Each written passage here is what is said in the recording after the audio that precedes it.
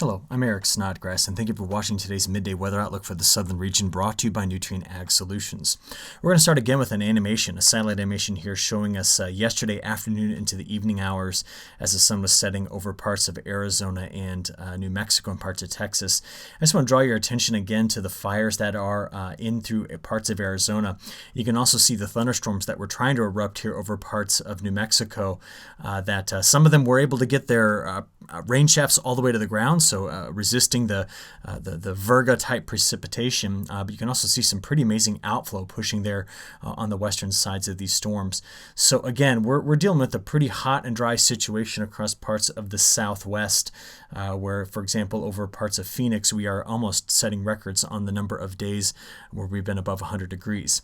Now, to show you how much rain did fall in the last 48 hours, let's kind of stretch this a little bit farther here. So some of the precipitation that you do see here, which was measured by radar, did not fully get to the ground, and some of the heaviest rains were hitting some of the highest elevations. Outside of that, we did see some widely scattered storms moving through parts of southern Texas, parts of Louisiana, and then in and around parts of Alabama and Georgia, really right in there around the Atlanta area, some very heavy rainfall. Same thing with Florida. But the main story for the beginning of this week in terms of just a deluge of rain is going to be coming into parts of North Carolina, where just in the last 48 hours we picked up between 1 and 3 inches of rainfall, and quite a bit more is on the way. Now, to show you what that looks like, this is the next week's worth of total accumulated precipitation from the WPC. I want to make a couple things very clear here. The total accumulated precipitation inside of the two kind of yellow ovals that I put there is not well established. We could be much drier right in through here. Especially in parts of Mississippi and Alabama, and then the eastern parts of Arkansas and Louisiana. I'm going to have to watch that carefully. There's some pretty sizable model discrepancy here. Right now, the models are trying to put down better than a ½ inch in that area. And then right in through here, on the flip side of that, there could potentially be some much heavier rainfall that comes through. So we're going to watch this very carefully across our southern region. Do notice that on the back side of this, the models are not putting down much rain, so less than a ½ inch in total, and it's going to be kind of sporadic and thunderstorm-like. So this isn't as though it's a soaking rain coming from a big low pressure system. That big low pressure system is sitting over here, coming through parts of the Carolinas, where even the National Hurricane Center has given this a 10% probability of trying to develop into something a bit more tropical. It doesn't matter at this point. It's how much more additional rainfall will we be seeing. And inside of the area that I'm kind of hatching here, we're looking at least 1.5 inches, possibly even more. Now, to put this into context, remember that this area in through here over the last 2 weeks, there's been just hit or miss storms at best.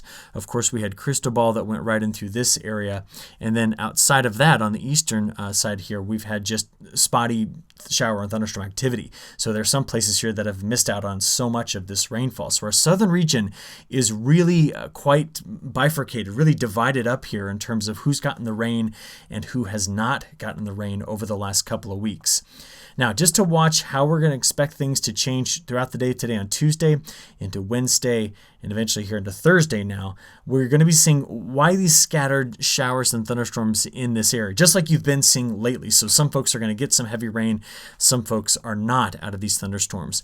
Outside of that, you can see just the onslaught of precipitation through parts of North and South Carolina and Virginia as this upper level low sits here and spins. But we're going to have to wait on the frontal boundary that's coming through here by Thursday to increase our precipitation chances toward the end of the week and the weekend down south here. Now, I just want to show you how much rain we are anticipating for the Carolinas and Virginia. This is the operational European model, and I think it's showing us possibly the higher end of what could be added over the next several days here, but it's widespread 2 to 4 plus inches of rainfall, and under some of the regions where the rain tends to be in bands or it kind of trains, it follows, the rain showers follow one another, we could get some locally very heavy amounts. So our flooding problem is certainly going to be increasing in this area. Now, come back west with me again. Over the next 3 days, we're going to be seeing some very strong winds, as we talked a lot about last week, coming through this part of Texas. Those are the next 3 days there.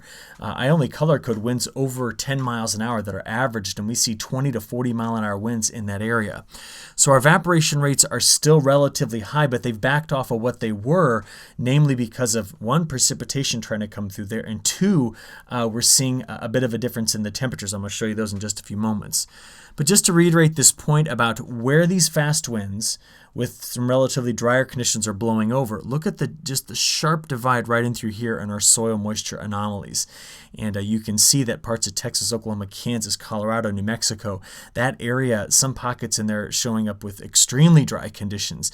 And we need to just watch this as the precipitation chances increase throughout this week. So we better get there, okay? So look at the tight spacing of the isobars. This is Tuesday today. That's that strong wind coming out of the southwest. And you're going to notice that as I click play, just wet here for the next several days.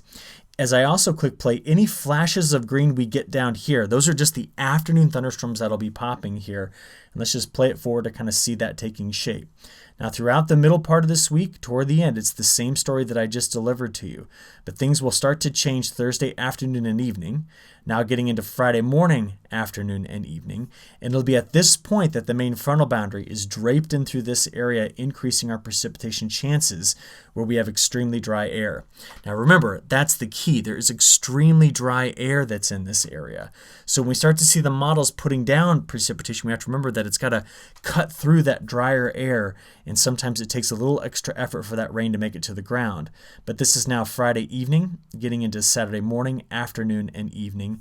And that boundary is very slow to move through this area, which means we could have just a stormy end of the week and weekend because of that.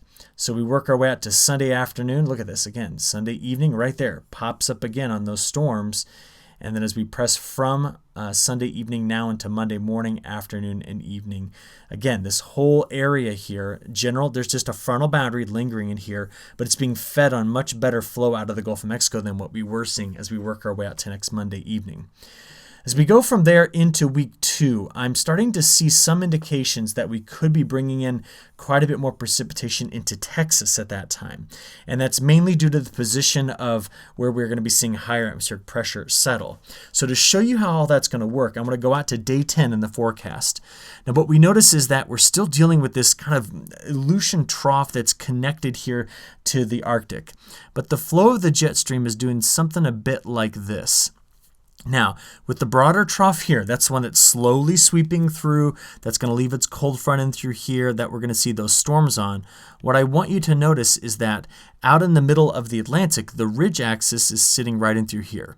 Now, the good news is, while this pattern does have some amplification to it, in other words, it does have some of that meridional flow. See, there's another ridge that's sitting here in Scandinavia.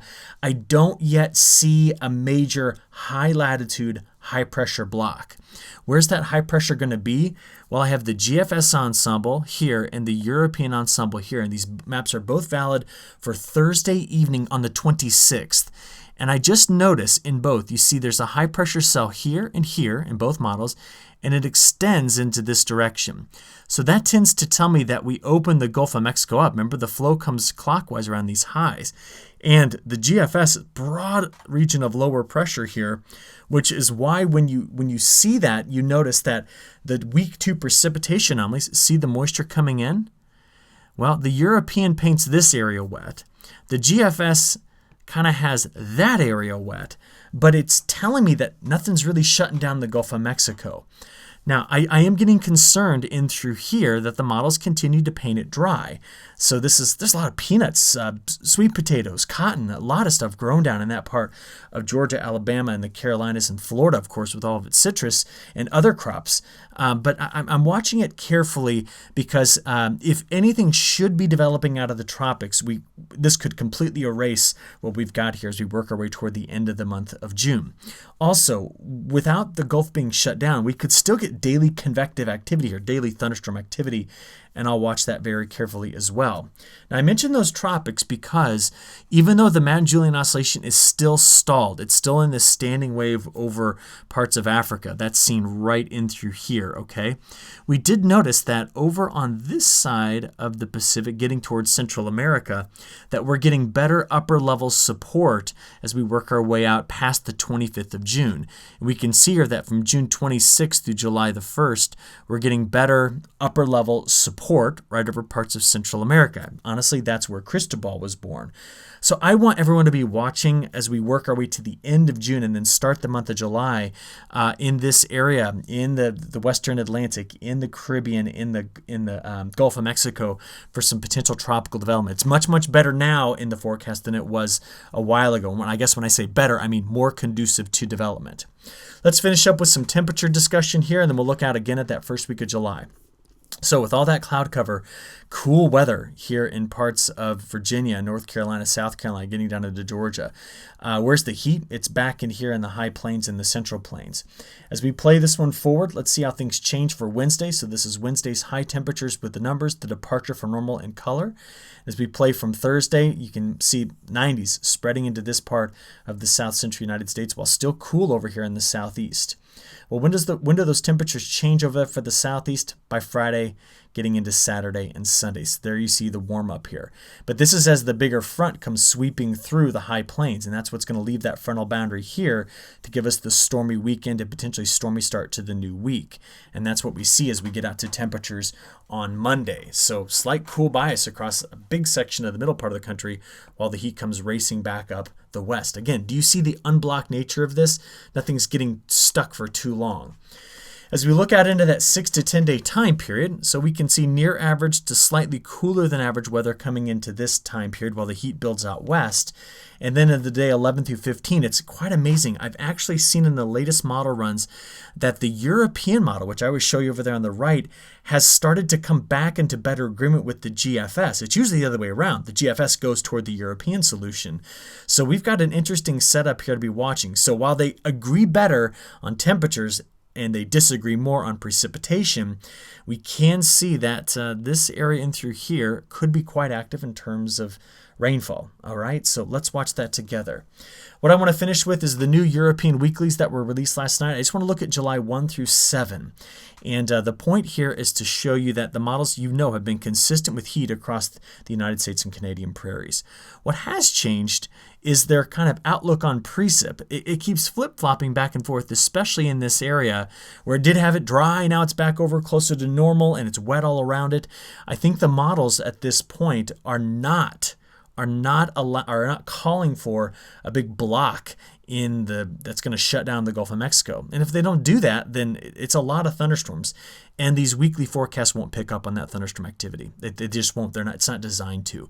So that's why we use the other techniques to know that the pattern is unblocked, and we'll watch it carefully, okay? Hope you all have a great middle of your week. I look forward to giving my long-range analysis tomorrow. And until then, have a good one. Thanks.